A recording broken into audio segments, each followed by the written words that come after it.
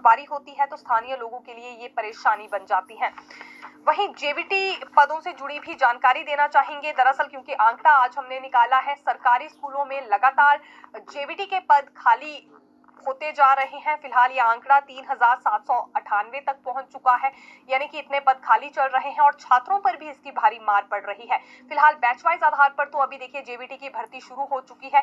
कुछ एक जिलों में नए जेबीटी तैनात भी कर दिए गए हैं। जिन जिलों में नियुक्ति प्रक्रिया शुरू नहीं हुई है वहां पर भी जल्दी हो जाएगी, क्योंकि सरकार की ओर से बैच वाइज आधार पर नियुक्ति के लिए यहाँ परमिशन दे दी गई थी। लेकिन कमीशन आधार पर अभी अभ्यर्थी इंतजार में ही बने हुए हैं, क्योंकि सुप्रीम कोर्ट के फैसले का इंतजार तो राज्य सरकार को भी है और उसके बाद ही इसमें फिर कुछ हो पाएगा।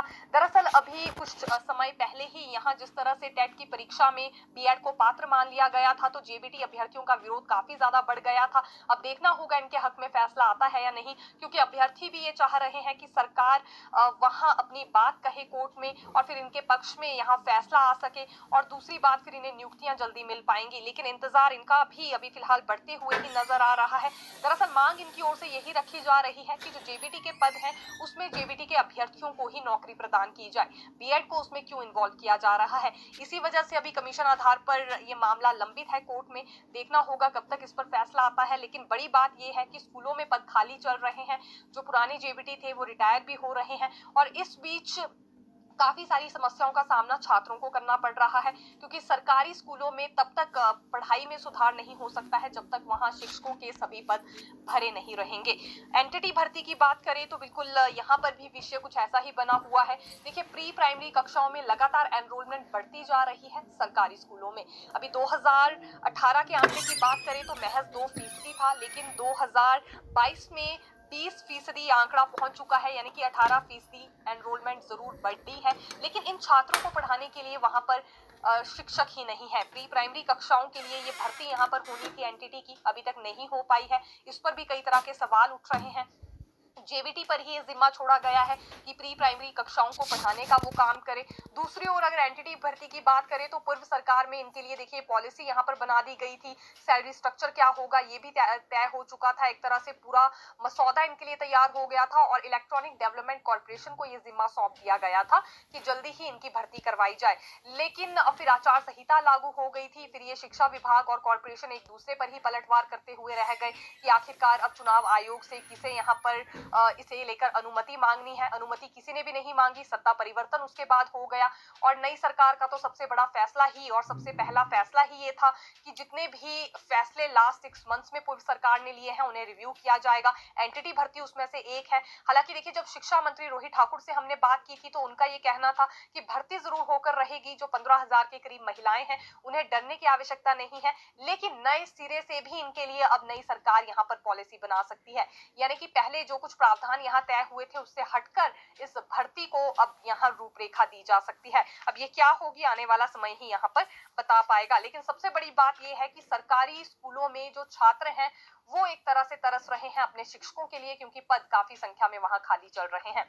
अब जेओआईटी पोस्ट कोड 817 की बात करें, इनके लिए राहत भरी खबर भी हालांकि ये कहना चाहेंगे, क्योंकि देखिए यहाँ जो मंत्री विक्रमादित्य सिंह है उनकी ओर से सोशल मीडिया पर पोस्ट साझा की गई है, जिस पोस्ट के जरिए उन्होंने पोस्ट कोड 817 के अभ्यर्थियों को मिलने के लिए बुलाया है। अब ये अगले कल उनसे मिलने के लिए जाते हैं या नहीं देखा जाएगा, क्योंकि देखिए इससे पहले जब ये सीएम सुक्खू से मुलाकात करने के लिए आए तो काफी ज्यादा रोष में आ गए थे, क्योंकि सबसे पहले इन्होंने मुलाकात 27 दिसंबर को की थी। फिर सीएम ने इन्हें कहा था कि 20 दिसंबर को इनसे मिलने आए। काफी संख्या में सैकड़ों के हिसाब से ये सचिवालय में 20 दिसंबर को माफी चाहेंगे 20 जनवरी को पहुंच भी गए। और 20 जनवरी को जब ये मिलने के लिए पहुंचे तो फिलहाल स्थिति कुछ इस तरह की बनी कि सुबह से लेकर शाम तक इन्हें इंतजार करना पड़ा। जब सीएम सुक्खू इनसे नहीं मिले तो ये काफी ज्यादा रोष में आ गए थे, कुछ एक काफी भावुक भी हो गए थे।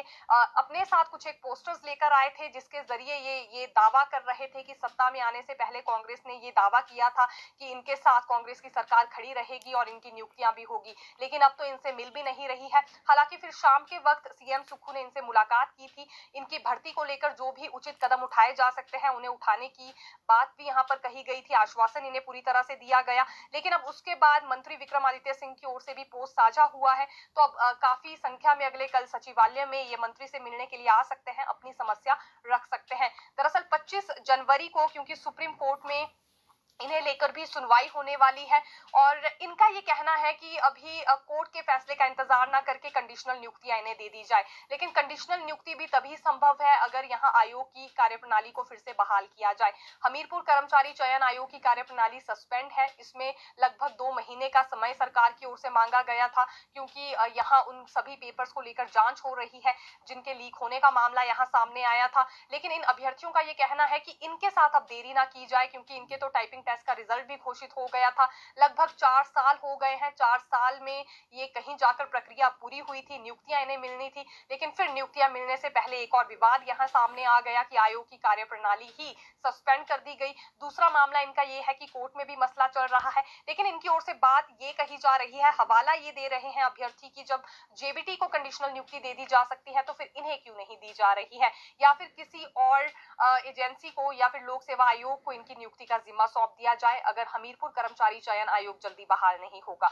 ये भी इनकी ओर से कंडीशन रखी गई है। सोच विचार किया जाएगा इनकी इस समस्या पर, ये कहा गया था सीएम सुप्रू की ओर से। लेकिन अब बाकी के मंत्रीगण जिन्होंने सत्ता में आने से पहले इनके साथ वायदा किया था, एक कमिटमेंट हुई थी, वो इनके लिए कितना स्टैंड लेते हैं ये अगले कल पता चलेगा, क्योंकि मंत्री विक्रमादित्य सिंह ने खुद इन्हें मिलने के लिए बुलाया।